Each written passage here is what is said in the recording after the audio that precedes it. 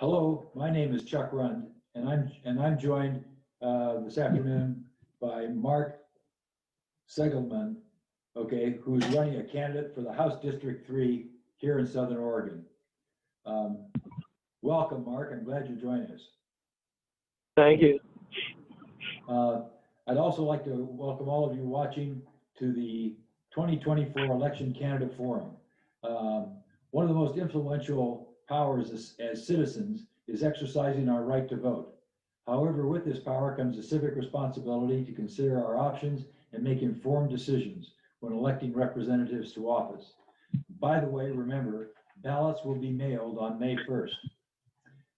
This afternoon, questions and answers are being recorded, and you can view it on Grants Pass or listen to it on Grants Pass and Josephine County YouTube channel, as well as Facebook.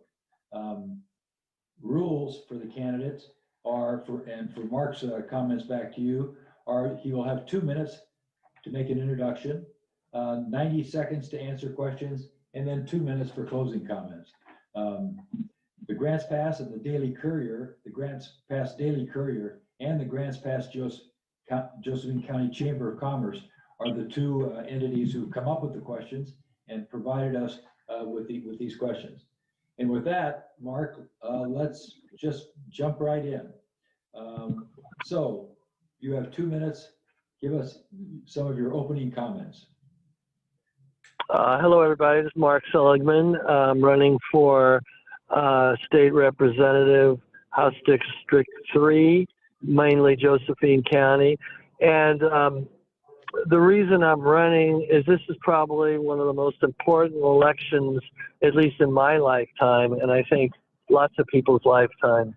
I am a partisan Democrat, obviously. That's where I'm running. And I'm a Democrat on national levels and most statewide levels. But when it comes to Josephine County, I'm a rare Democrat. I do believe in less government. I believe in less taxes and less regulations. On local matters, I am not a supporter of the Charter Amendment. I am not a supporter of the animal district, although I love animals. I feel Josephine County is one of the poorest counties in the state, and the state cannot cause us any more financial distress than it already does. Unfortunately, a lot of my fellow Democrats don't quite understand that. While I share with them the social issues, and I am socially liberal, I am fiscally conservative. Now, we need representation in Salem that's respected. Unfortunately, my Republican counterpart, Mr. Juncker, who was appointed, by the way, is not viewed with much respect because of some of his most recent statements regarding lesbian, gay, etc. And he voted no on lots of issues that would bring money to Josephine County. We need the state to respect us and bring money to this county rather than county commissioners tax us or put things on the ballot that causes seniors and low income and people on fixed income more financial distress.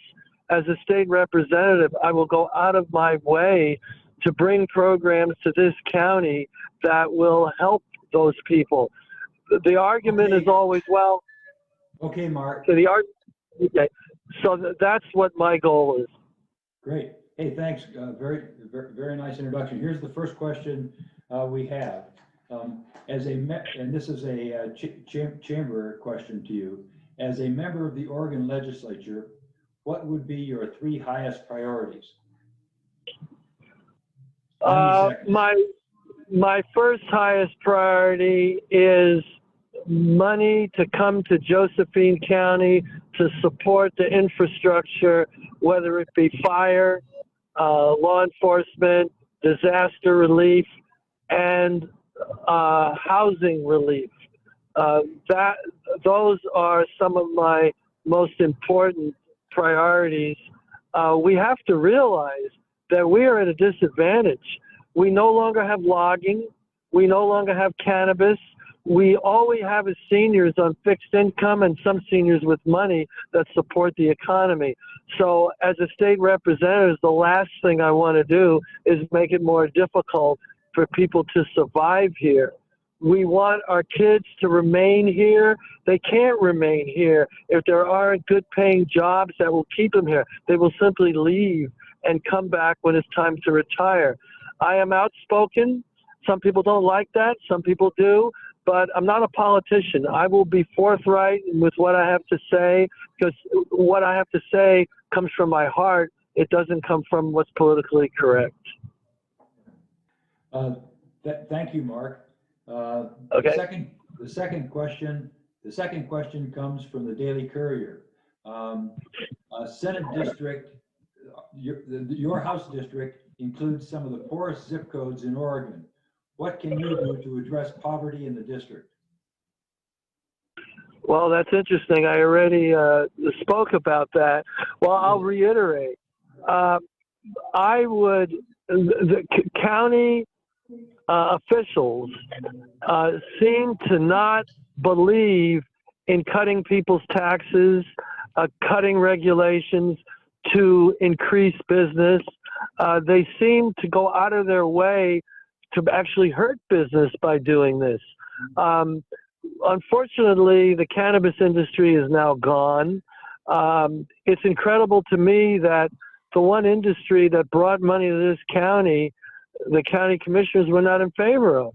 Any other place, people are in favor of their top industries. Now, we also have, seniors. Seniors is our industry. These are the people.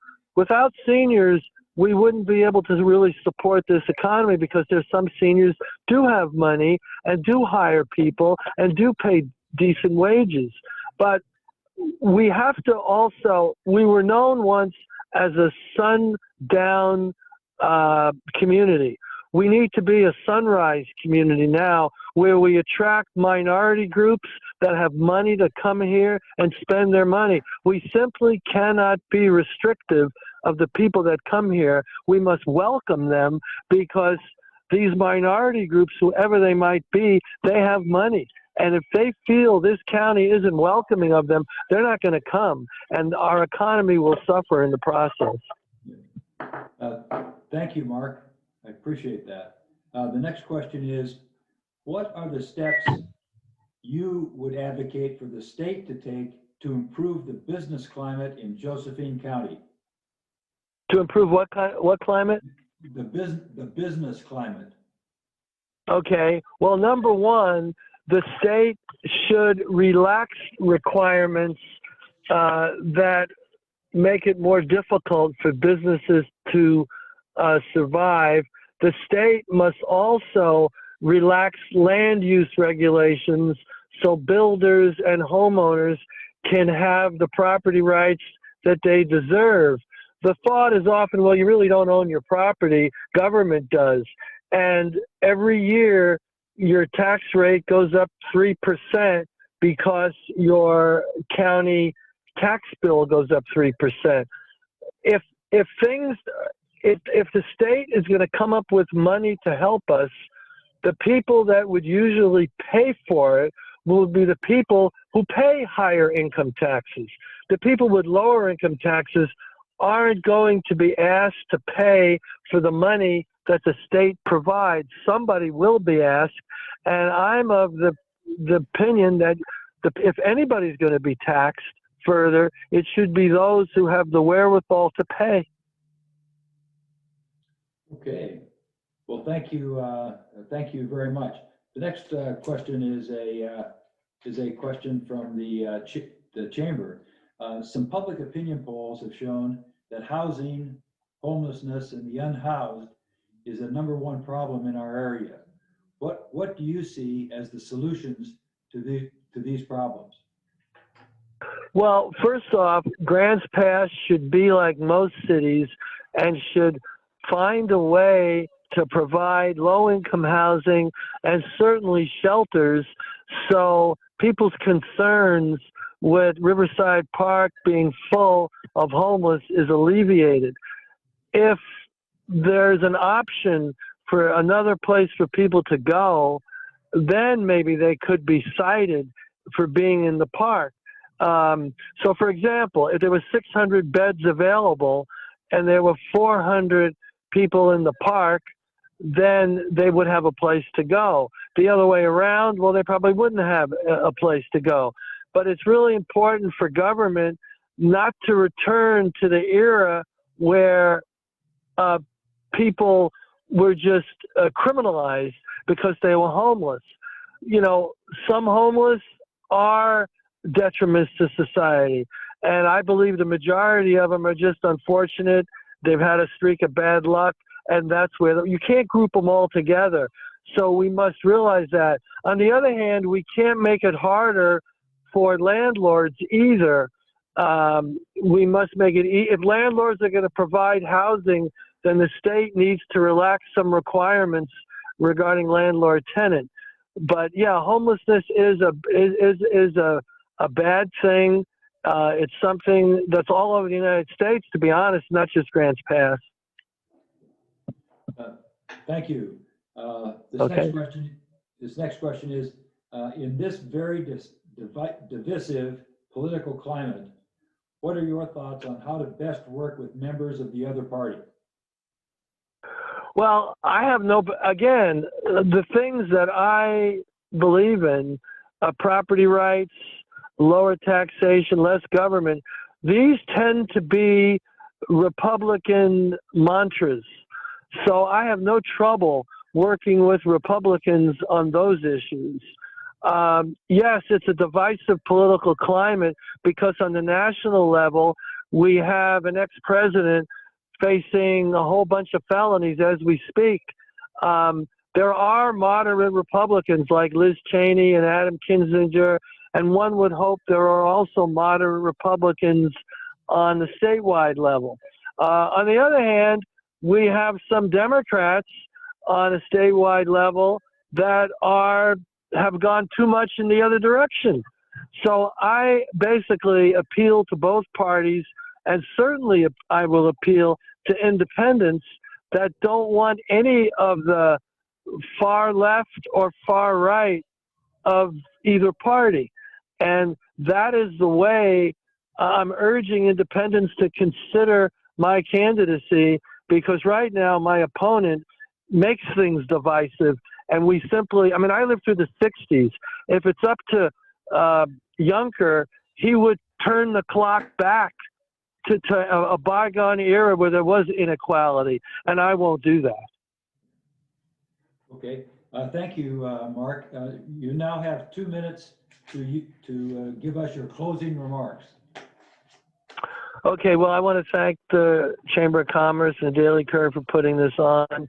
You know, I've run for county commissioner before, and I speak my piece.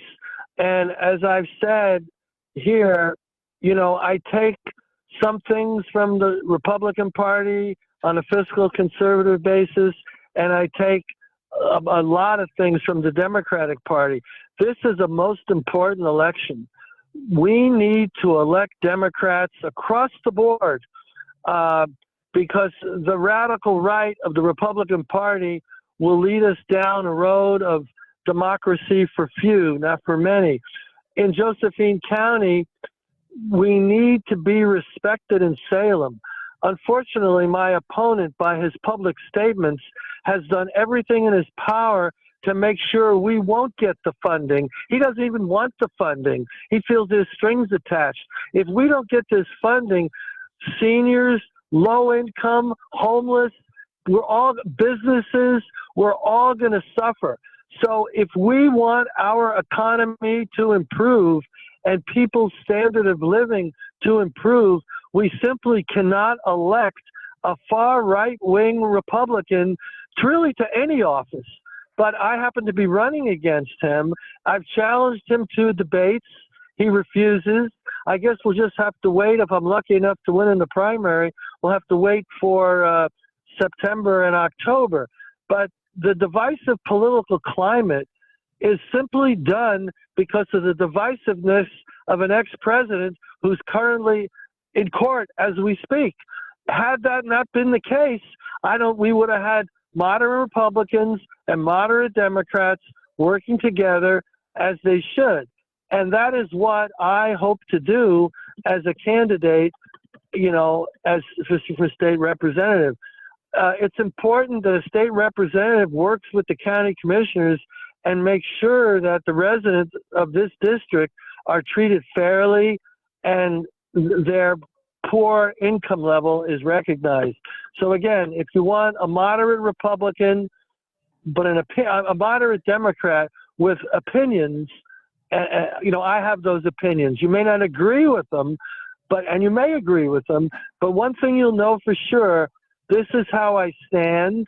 I will not make deals. This is how I will work. And, you know, you'll have honesty, and you'll always know how Mark Seligman stands as your state representative. Again, thank you very much. Thank you, Mark. This is Mark Seligman, a candidate for the House in the 3rd District. Mark, good luck with your campaign, and I hope that we get a chance to see you on the campaign trail yet again this year. Well, thank you very much. I appreciate it. Bye-bye. Thank you much. Bye.